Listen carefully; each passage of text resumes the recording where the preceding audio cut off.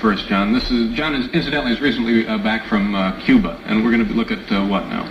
Well, we were in Cuba during the time this past month when the refugees were leaving and coming to Florida.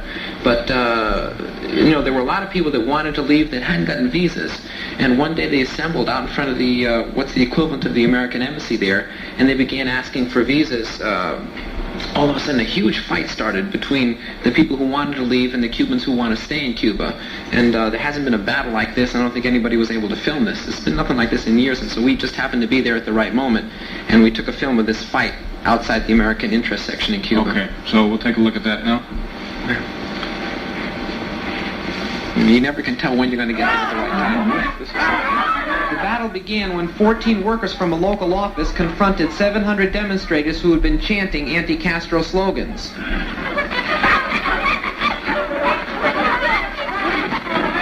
The police finally arrived and separated the combatants. 300 people who had been seeking visas took refuge inside the United States interest section, and a growing crowd began to taunt them.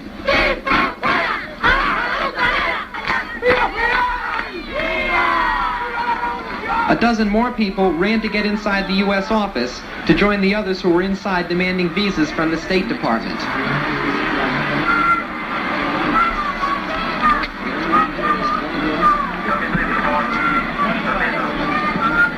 But some people didn't make it inside. They were caught by the crowd, and the police had to fight with the people in order to save them.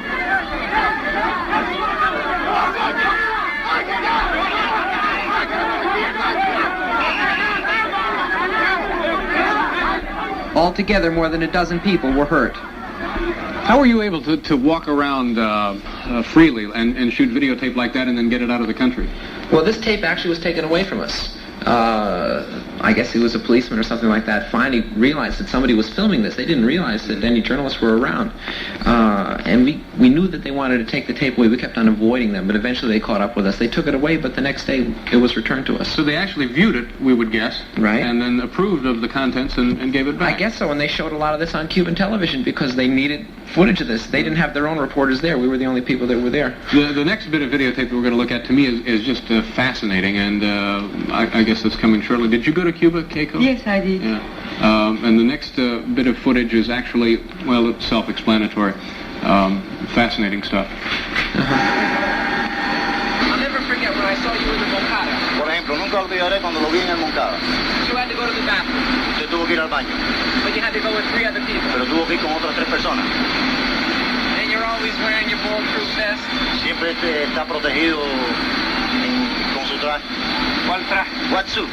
Everybody says you always have Sé a que todo el bulletproof mundo vest. dice que usted tiene un chaleco a prueba de balas. No.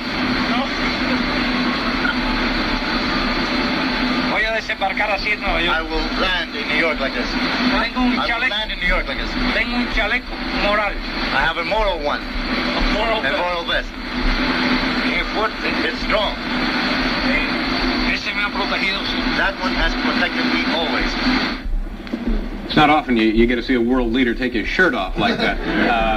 We're getting backed up here time-wise. We got to take a break, and the David Letterman Show will continue with John Alfred and his wife Keiko in a couple of minutes. Welcome back to the show. We're talking with John Alfred and Keiko, and in addition to being a fine videotape journalist, you do bird calls, John? I can do bird Let's hear a little. Do you mind? No, please. You don't want to do? All right. Next show. It seemed to me when you were talking with Castro there that even through the interpreter there was some sort of a rapport. You got along with him okay?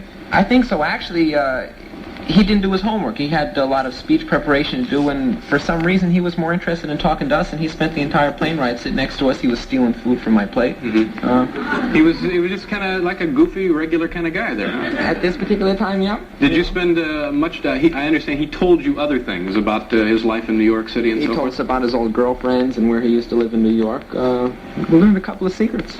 Anything you can share with us at this time? He used to live on 84th Street. I think that's 84th Street. I think I have his old place because there's and I know that beard's phony. This big. Yeah.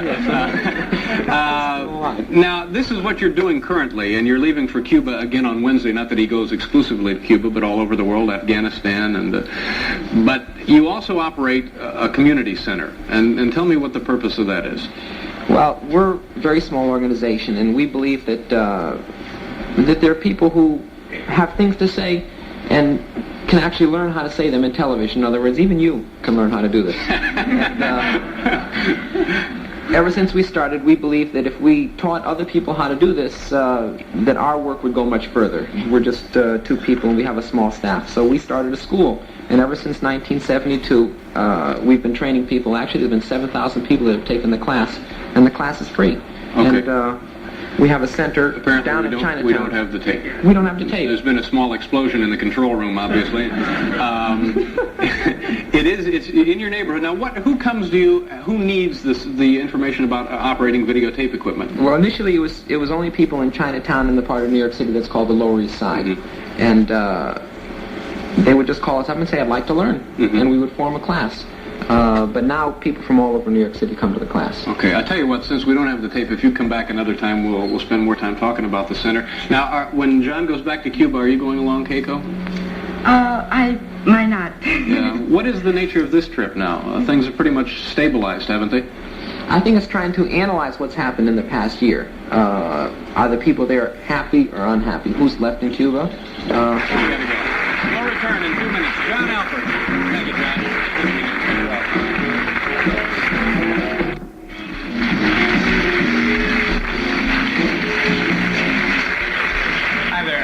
Back to the David Letterman Show. Let me just point something out to you. If you're planning a trip to New York and you'd like to be part of our audience, let me give you a reason why that you should consider it if you're not already. We have a hot buffet every morning for the people who are here. And then closer to 11 o'clock, we'll open the bar. So that's something...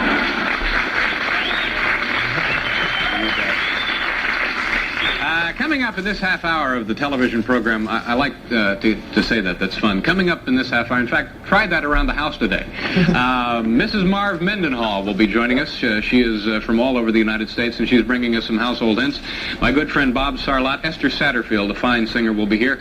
And Jeff Greenfield, who is a television critic, will be here in a few minutes to talk about television and also to review this histrionic extravaganza. So we'll be looking forward to that. And if you at home have any thoughts of maybe changing the channel, don't. I'll tell you why. We have a television right here, for example. See, this is us right here. Now, I can just quickly, let's see what's over on channel 2. It's a commercial, but I have a feeling it's going to be it's another commercial, so we'll go on. Channel 13, no, here we got an old movie. Looks like Dinah.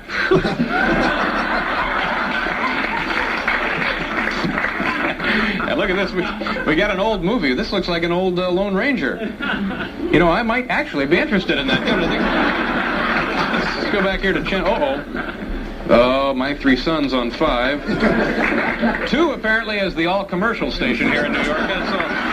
There's another commercial. Anyway, so you see there's actually no need for you to look at another television show while we're here in operation. I'm going to introduce my next guest. I'm very excited to have this lady with us. Her name is Mrs. Marv Mendenhall.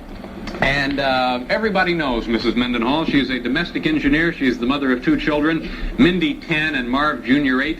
And she has agreed to join us on a regular basis here on the David Letterman Show to share her household hints and tips on how to live better. Welcome, please, Mrs. Marv Mendenhall.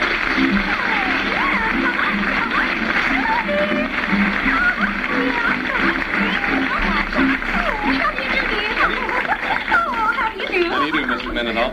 You're always, when you arrive, my spirits are buoyed by your lilting voice. Oh, thank you so much, Dave. You know, I figure, you might as well be cheery because a down face is a sad face. Well, that's true. Oh, yeah.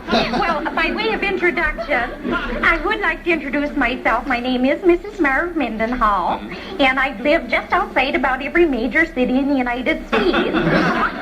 Yeah. Now, recently, when Marv Sr. was working for TRW in Los Angeles, we lived just outside in Venice,